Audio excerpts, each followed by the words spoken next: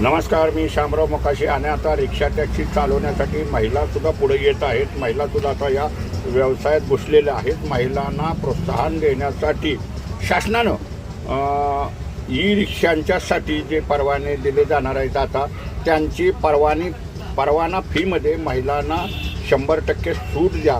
म्हणजे महिलांच्यासाठी ज्या ई रिक्षा आहेत त्यांच्यासाठी परवान्या फी जी आहे त्याची सूट द्या म्हणून मुख्यमंत्र्यांच्याकडे मागणी केलेली आहे.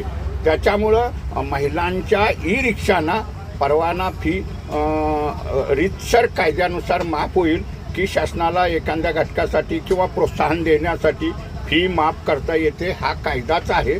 परंतु महिलांच्यासाठी विशेष तरतूद म्हणून महिलांच्या ई रिक्षासाठी फी महिलांच्यासाठी माफ करा म्हणून तसं आपण मंत्रालयात पत्र दिलेलं आहे. हा व्हिडिओ जास्तीत जास्त शेअर करा.